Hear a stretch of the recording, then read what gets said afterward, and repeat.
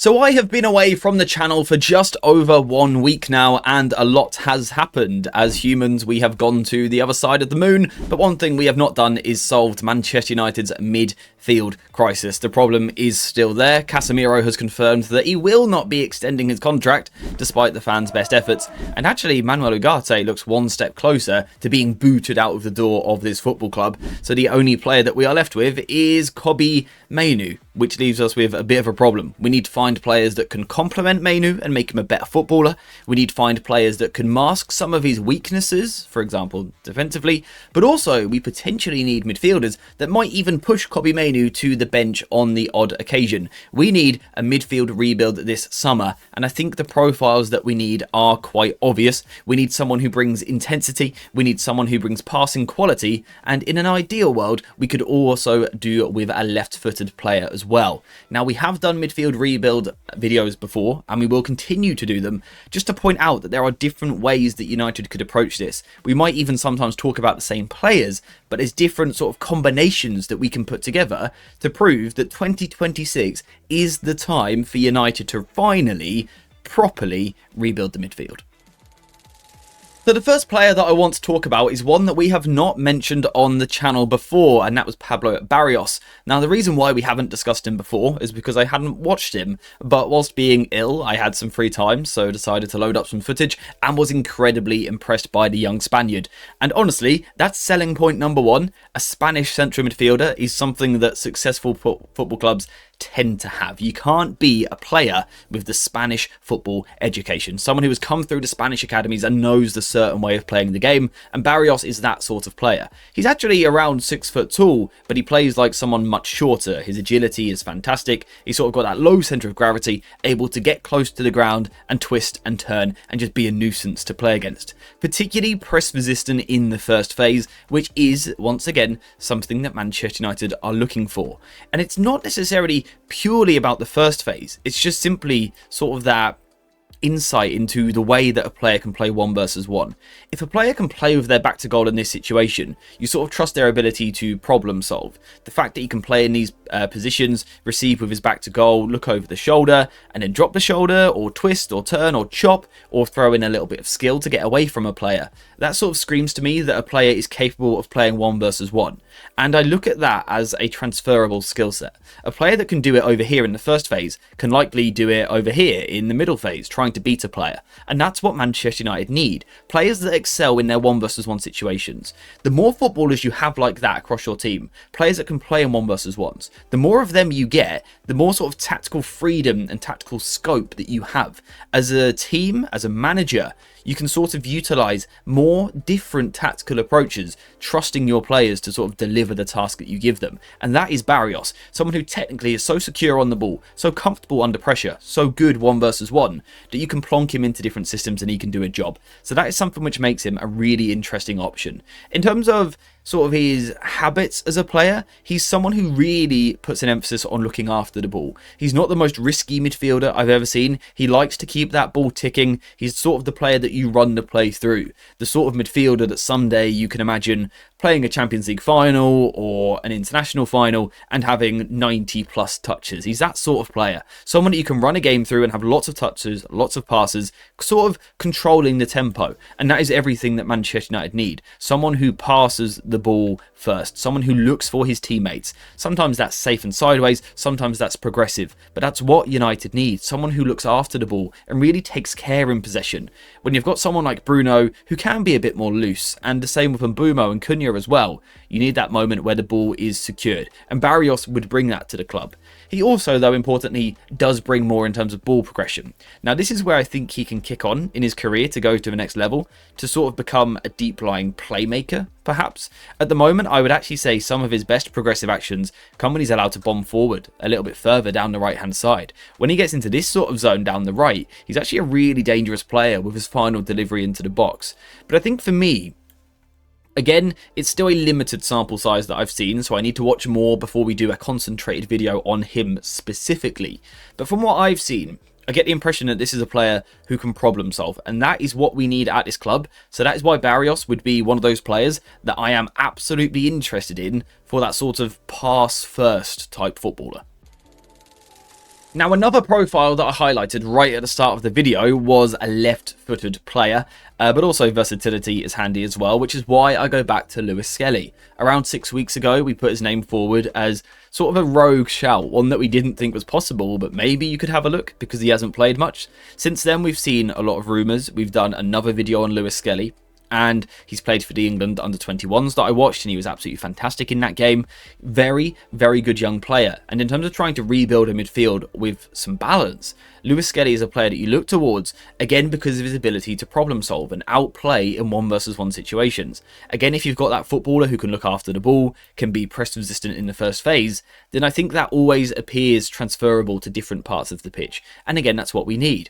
If you look at Casemiro and Ugarte, they don't bring that. And I think with this rebuild, it's not just about replacing what we once had. It's about actually upgrading, improving, adding things to our game. Lewis-Skelly and Barrios are both players that can do that. I think, again, it's Lewis-Skelly's drive in the middle of the pitch. Makes him so difficult to play against. You almost, in midfield, can't go man-to-man with him because he's sort of this unstoppable force. It often takes more than one player to try and stop him, which, again, from a tactical point of view, puts more doubts in the mind of the opposition.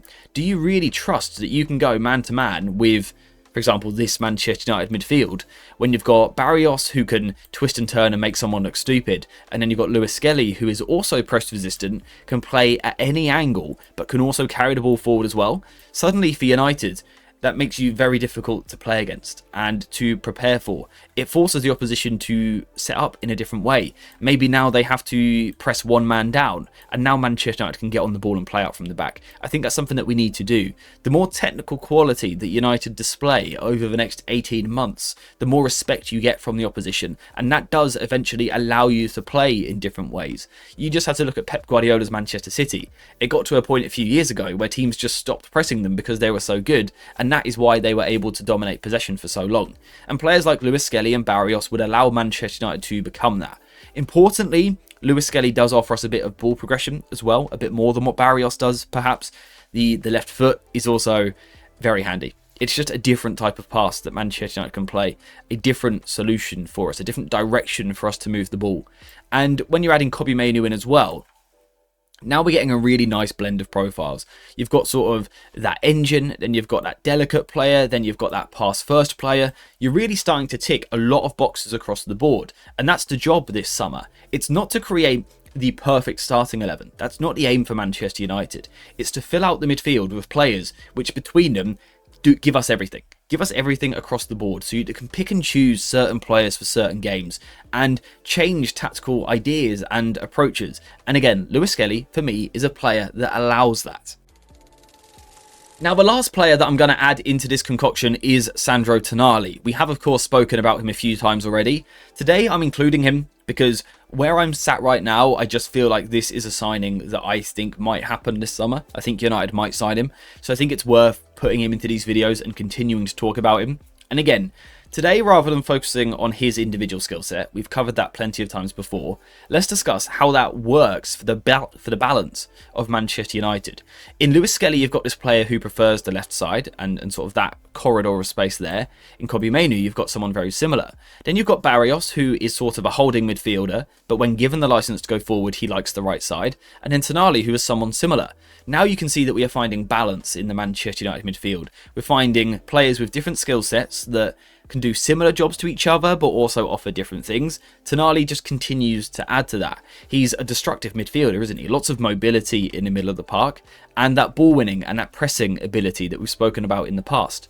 Again, if we are talking about man-to-man on the ball, well, how about off the ball? Tonali now becomes perfect, doesn't he? That ability to press super high on the opposition, and is that game where you need more mobility, tenacity, we want to go man-to-man, then Tonali is absolutely the man that you bring into the team for that particular match. Again, a bit like Barrios, Tonali does also offer us something down this side as well. In a creative sense, down the left is where our creative focus tends to come. Our 1-versus-1 play is down the right with Mbeumo and Ahmad. More so Ahmad. But our creative work, Luke Shaw is our most creative fullback. Patrick Dorgu is our most attacking fullback. Cunha is one of our most important players at the moment. Kobbie Mainoo links work on the left. Bruno Fernandes prefers the left. We have a lot of players over this side of the pitch. You've got to balance it out.